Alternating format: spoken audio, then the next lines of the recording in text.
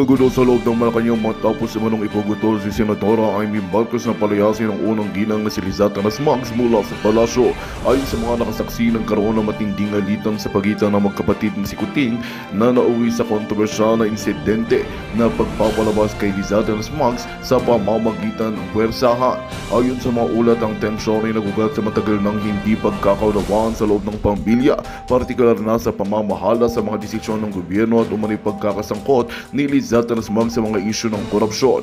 Napuno na umano si Senadora Amy sa mga aksyon ng unang ginang kaya't pinili nitong magpahayag ng kanyang galit sa harap mismo ng mga opisyal ng palasyo. Sinubukan niyang tauhan ng seguridad na ayusin ang sitwasyon ngunit hindi na iwasan ang mga komosyon. Sa gitna ng kaguluhan, nag-aalala ang publiko sa epekto nito sa administrasyon ni Pangulong Kuting Jr. na ngayon nahaharap sa mga panibagong hamon mula mismo sa loob ng kaniyang pamilya. Patuloy na naghihintay ng sambayanan ang pahayag ng Malacanang ukol sa insidente habang nananawagan ng marami ng pagkakaisa at maayos ang pamamahala sa kabila ng mga personal na alitan na nagaganap sa palasyo. At yun nga ang balitang ating pagkakatutukan. Ngunit bagong lahat, siguraduhin mag-subscribe at ihit ang notification bell para sa patuloy na pagtutok sa mga silap ng bagong balita sa tunay na boses ng masa.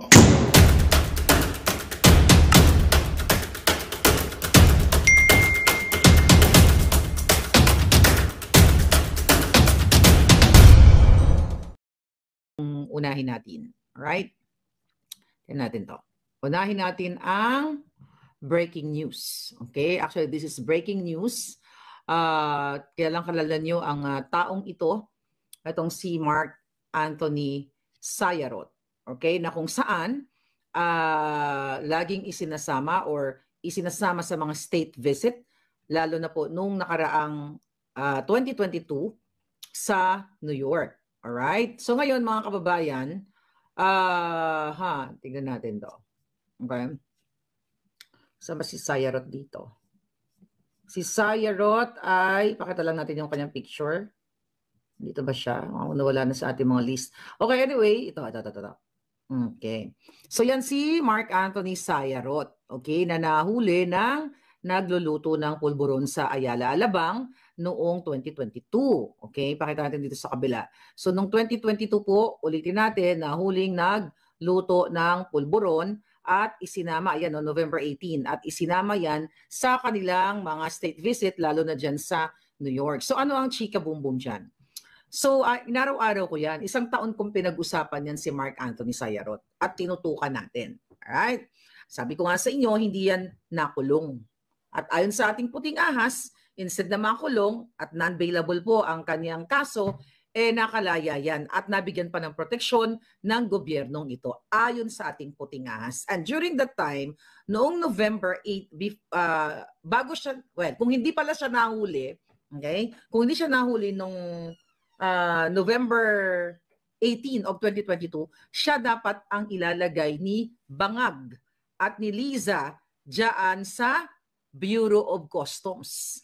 Kaya naman, instead na siya, dahil syempre, sa sobrang, alam natin na napakakapal, napakawalang hiya, napakahudas talaga ng gobyernong ito, mayroon pa silang konting kahihiya na hindi nila in-appoint sa Bureau of Customs.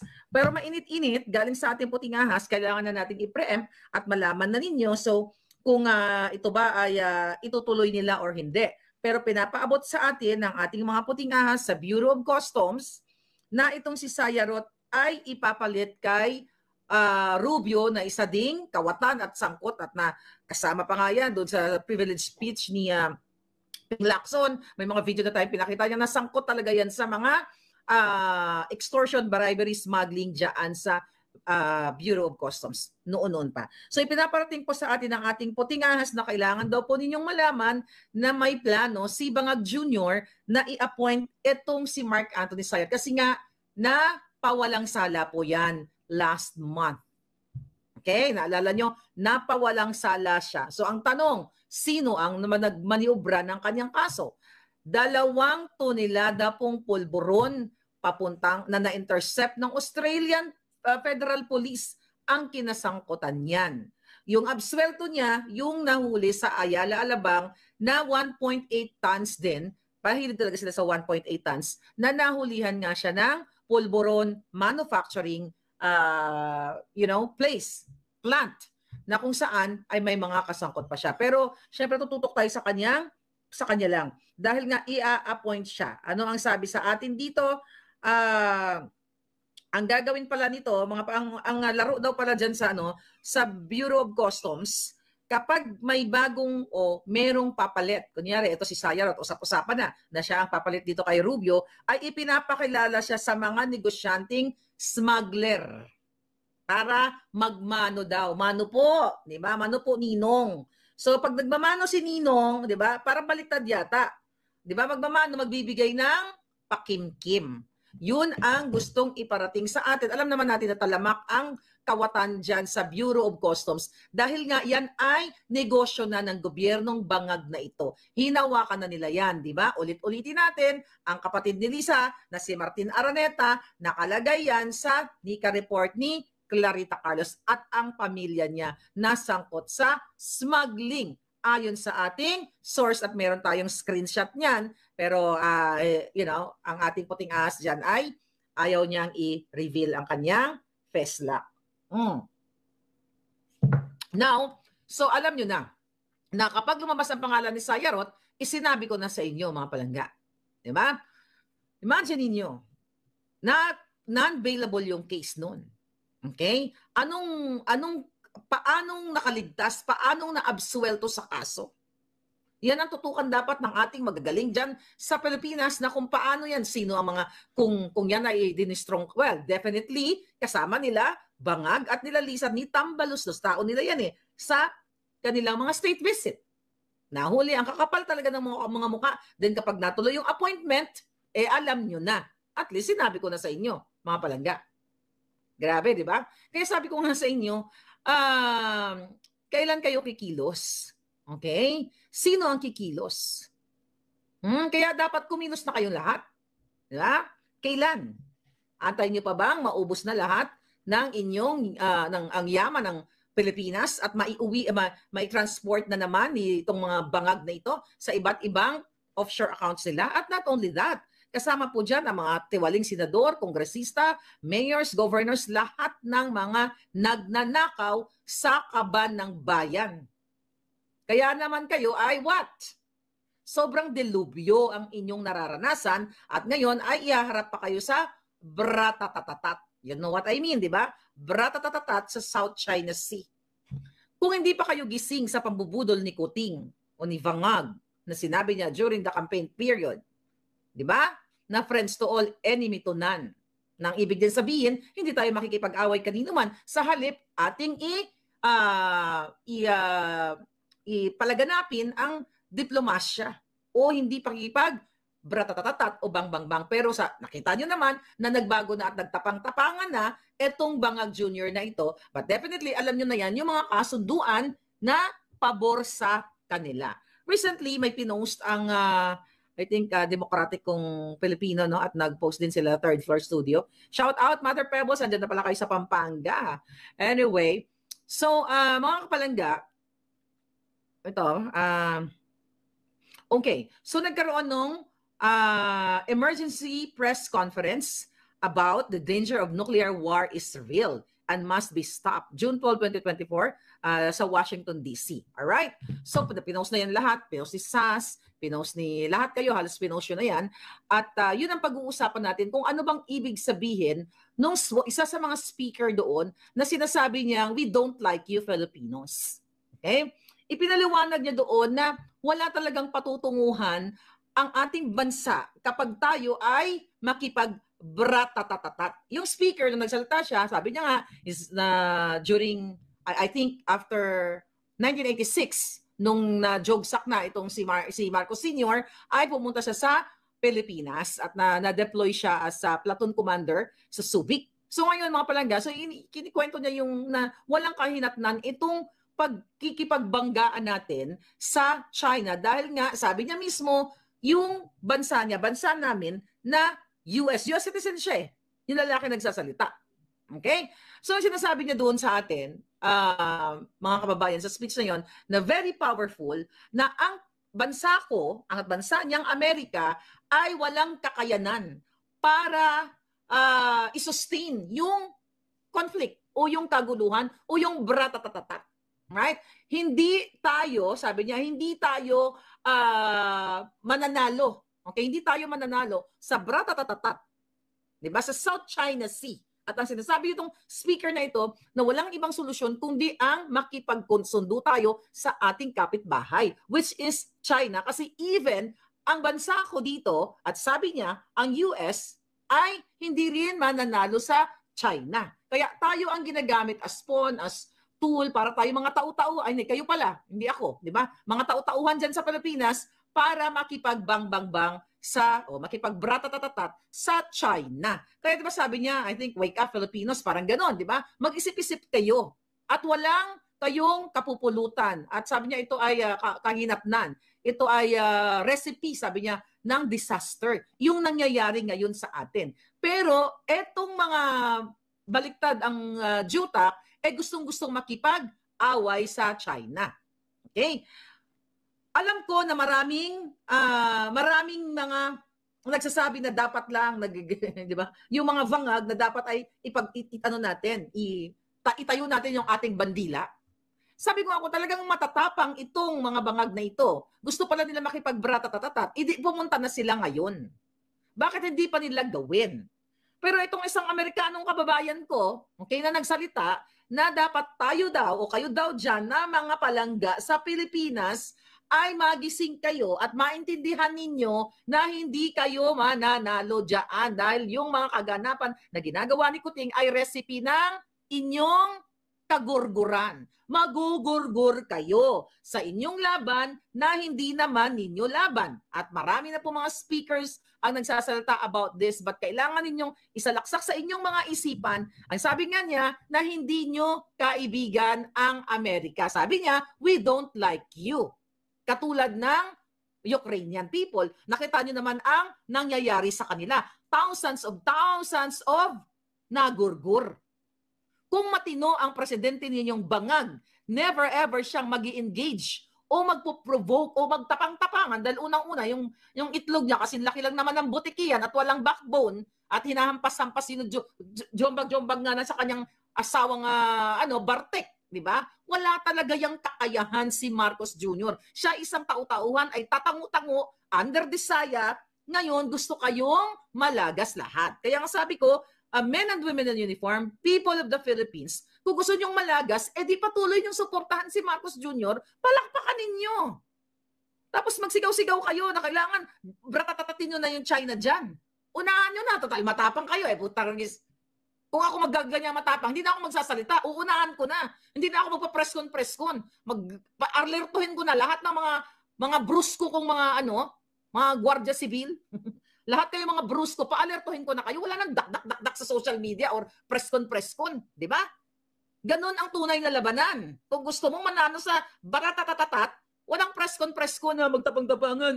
Ganito, ganyan. Kapag may naano dyan, na may nasakta na ating isang mangingisda, ito ay udyat na talagang hindi natin dapat palagpasin ang gagawin ng China, mga dadadadada. Gusto nyo palang dikuting makipagbangbang. Sabi ko nga, hindi na dapat ito nagdadadadakdak ng kung ano-ano, kung talagang matapang ang gobyernong bangag na ito. Kaya sabi ng speaker, di ba, hindi daw ninyo kaibigan kami. Di ba, alam niyo, nag-vlog ako dito, sabi ko, ito lang yan. Kung ako ay hindi ipinanganak sa Pilipinas, kumbaga, spoken dollar talaga ako since birth. Well, matigas mandila ng Inday kasi. Since birth, matigas talaga ang dila ko, mga palagga. So, ganun pa man, kung ako ay ipinanganak dito, advantage yun sa akin. Imagine mo, as an American citizen, lahat, kung nyari, matuloy yung bang-bang-bang o bratatatatat na gusto ni Kuting at nakahimlay na kayong lahat, ano yung magiging ending? Kukunin namin yung iyong resources. Di ba? Kunin namin ang inyong tanging yaman. At sino magbe-benefit niyan? Kami. Dito, kung nangyari ako isang puting-puti, powder. Di ba? Advantage yun sa akin. Pero again, ako a supporter ng world peace, di ba? Parang beauty queen lang, di ba? Ayaw natin nang magkaroon ng bratatatatat. Dapat natuto na tayo sa ating history, kahit naman nung World War II, may naidulot ba sa atin, sa buong mundo? Di ba ilang daang libo ang mga na torjak at natsugi?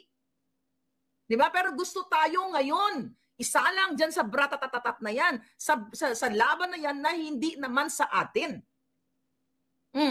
Sabi nga ng speaker, libo-libo. I don't know kung anong statistics, daang libo na ba ang namatay sa Ukraine? Sabi niya pa nga, kung kaibigan daw na, sabi niya, kung kaibigan kayo namin ng Amerika, sabi niya,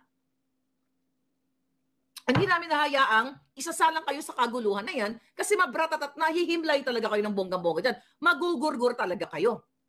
So yan ang pag-isip-isipan ninyo mga palangga. Kasi wala ngang mananalo sa kaguluhan, sa bratatatat. Kahit naman sa kaguluhan ng magjowa at ng magkapitbahay, wala pong nananalo sa away. Ang pinaka-importante, maging mahinahon, mag-usap-usap, pagkasunduan ang mga bagay-bagay at iset aside muna ang mga pwedeng mangyari kasi hindi na ito jitakan or tabak or something Sisihutin mo lang to. 'Di ba? Lalanghapin mo lang, parang sikuting, lumangalanghap ng pulburon. O buti sana kung yung buong pamilya niya ang unang makalanghap nung ibabato sa ating powdery smoking substance. 'Di ba? Kung silang unang lalanghap, ang mga kongresista, senador, yung mga kawatan sa bayan, edi okay, silang unang lumanghap sarap para matikman nila ang magupit ng gusto nilang bratatatat mga palangga. Sisirain lang ang bansang Pilipinas. Paulit-ulit kung sinabi sa inyo na ano ang magiging impact nito. Hindi lahat ng bagay ay matapang ka. Diba?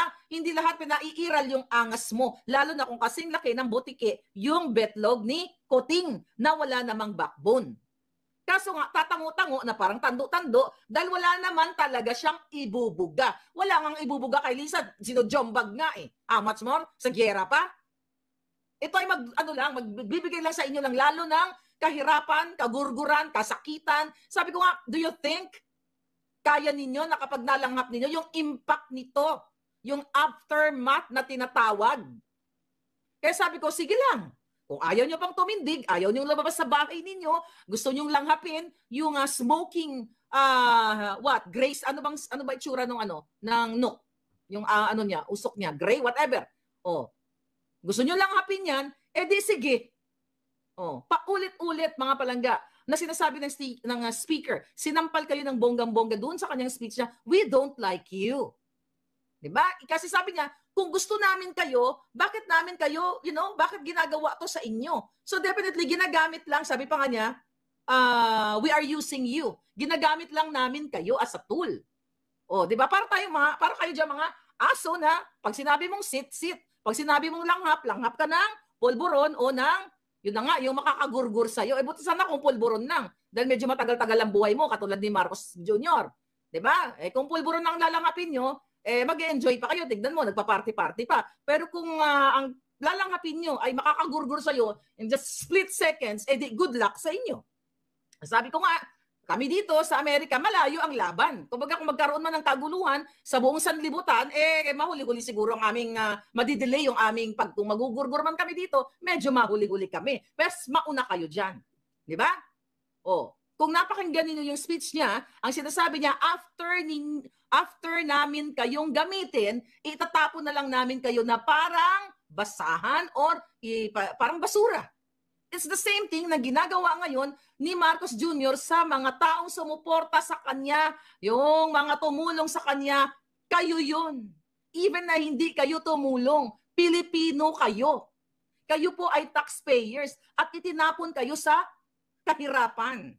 Remember sa survey ngayon, 45% na Pilipino ang nagsabi na hindi nagbago ang kanilang buhay at yung 25% ay lumala. So, ibig sabihin, 20, 60, 70%, di ba? Pag kinumpute mo yan, 70% ang dissatisfied sa nangyayari ngayon. At ang sabi ng 30% daw, bumuti ang kanilang buhay. Sino yung mga 30% yun? Yun yung mga kawatan sa gobyerno na mga nakakuha ng proyekto. Yung katulad nila, FLTC, Francis Chua, yung mga kongresista, yung mga kontraktor, sila Jelay, yan. Yang mga kontraktor dyan na kumikita ng limpak-limpak na salapi sa kontrata sa gobyerno. I think yun yung 30%.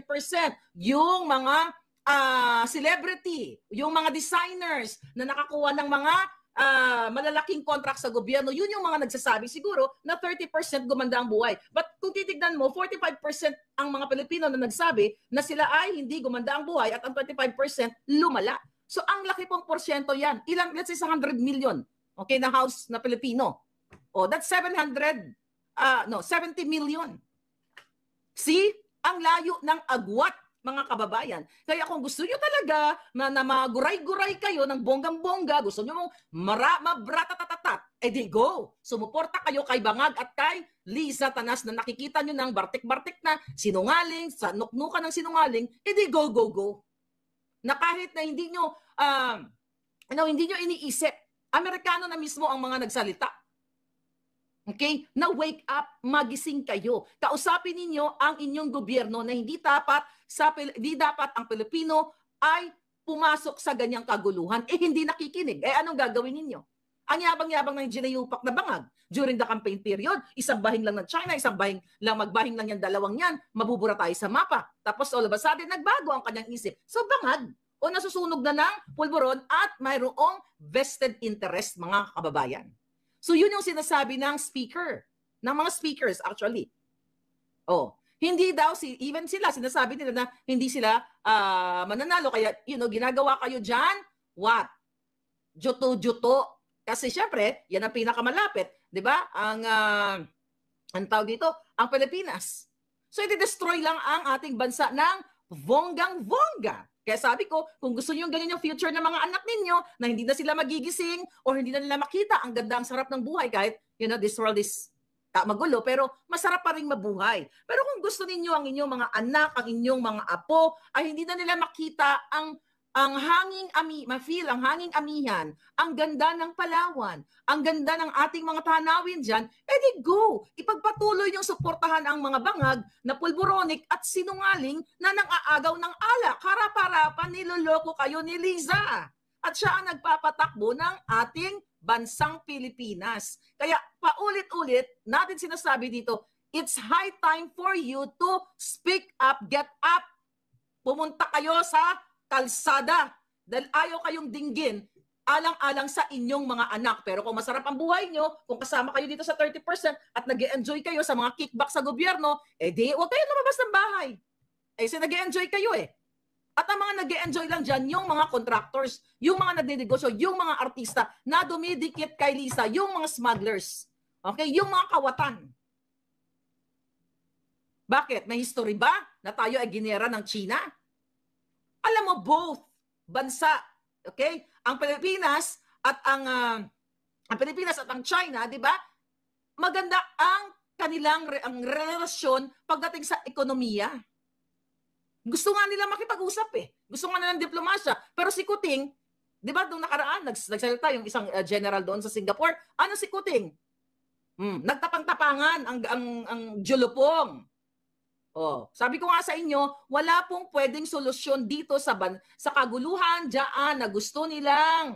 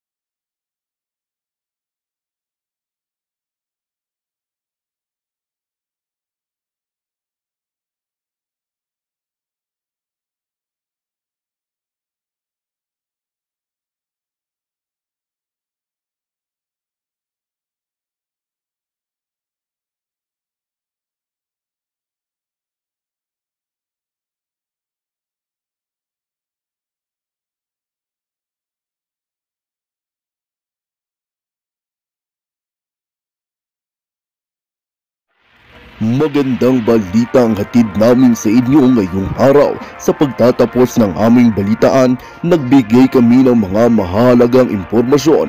Maraming salamat sa pagtutok at pagsuporta sa aming programa.